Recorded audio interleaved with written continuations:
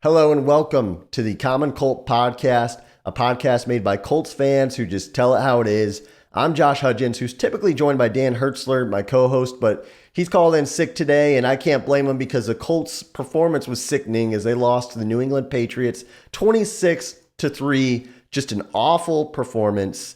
And as we run through our game reactions, if you're an avid listener of the Common Colt Podcast, you know that we give one word which defines kind of how we're feeling. And this game's got me feeling disinterested.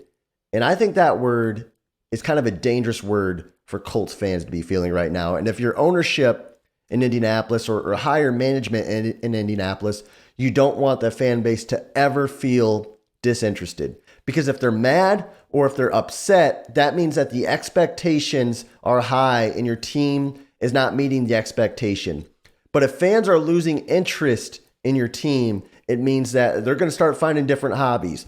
Maybe instead of on a Sunday afternoon, instead of sitting down and watching the Colts play, I'm going to start, making a garden or shoveling snow or something that's somehow more interesting than watching the Colts. Because honestly, the Colts are just downright boring right now. I mean, I would rather watch paint dry, and I think I could have a better time than watch how anemic the Indianapolis Colts offense is. So I'm feeling disinterested, and I think that's a dangerous word, but I think that a lot of Colts fans are kind of feeling the same way right now. Sam Ellinger is still, I think, a point of interest.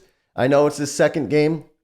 I know that he did not look all that great today, but he's pretty much a rookie quarterback, and he played against Bill Belichick, who is arguably the greatest head coach of all time. And young, inexperienced quarterbacks traditionally do not have a great track record against Bill Belichick. So I'm not going to hold much of this loss against Sam Ellinger, especially with the way that the Colts offensive line played today. And so what we like to do on the show is if the Colts win, we'll toss the game ball to somebody. And if we lose, we give a Curtis Painter game ball award. And I want you guys to comment in this video and let us know kind of who you're giving the Curtis Painter game ball award to, of who cost the Colts the game the most. And I got to give it to the offensive line.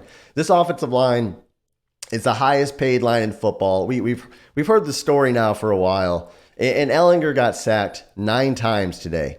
9 times, and he averaged 4 yards of completion, under 4 yards of completion, which is just awful as a passer. They could not run the ball, and they were just physically outmatched all day long. So I'm taking that Curtis Painter game ball, and I'm giving one to each member of the offensive line. For as much money as they've made this season, and for as hyped up as they've been, boy, oh boy, have they been a disappointment. Not only this game, but certainly this season. And again, that's a headline that we've heard many, many times, which is kind of why, and most people probably clicked on this video because of the title, which is why I'm saying the Colts need to fire Frank Reich. At this point, the amount of mistakes that the Colts are making and are continuing to make just totally falls on coaching. Frank's had a lot of chances. And for example, I don't know about you guys, but if my job was to make hamburgers and I kept making the same mistake, if I kept putting ketchup on hamburgers without ketchup, eventually I would lose my job. And Frank he keeps making the same mistake. The Colts are trailing in games, entering the fourth quarter. They haven't been leading going to the fourth quarter at all this season. Only team in the league to do that.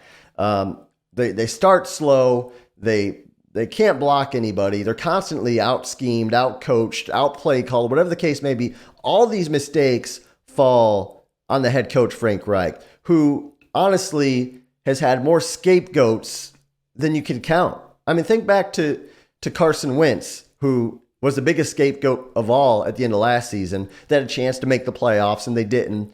Carson Wentz was the guy. They release him, or trade him, excuse me. That's the scapegoat. You get Matt Ryan. All of a sudden, what happens? This season starts off slow.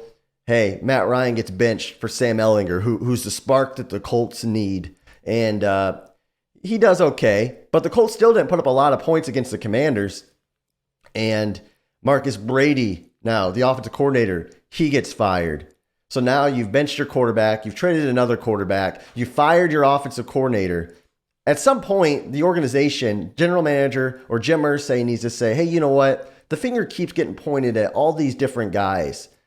And the one guy in the room who's been constant, the constant denominator in this equation has been Frank Reich.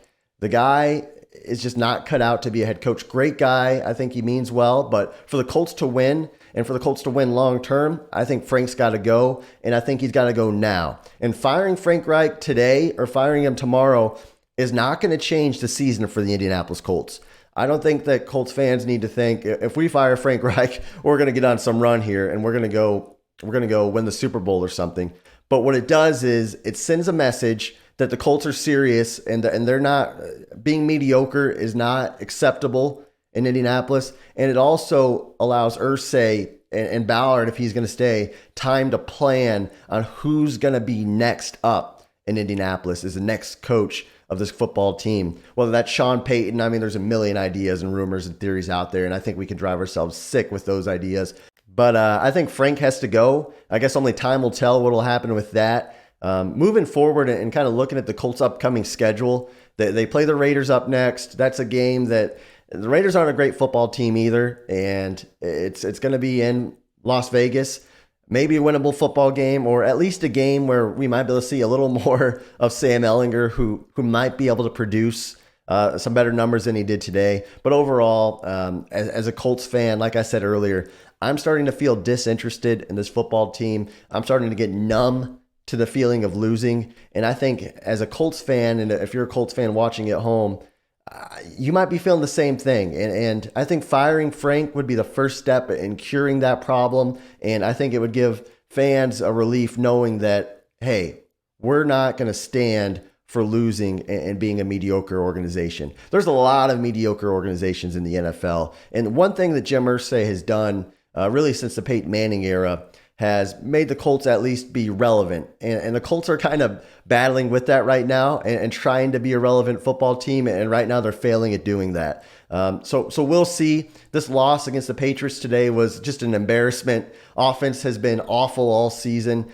That's our kind of our post-game reaction. I know it's not a happy one. It's not an optimistic one, but it's a real one.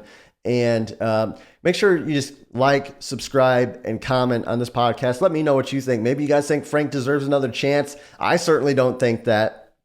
And stay tuned midweek. We're going to release another podcast here probably Wednesday or Thursday to talk more about the Colts. So again, like, subscribe. Thanks again, guys, for watching the Common Colt Podcast. And hey, maybe wish Dan to get well soon. I'm missing my co-host, guys. Thanks for watching and have a great day.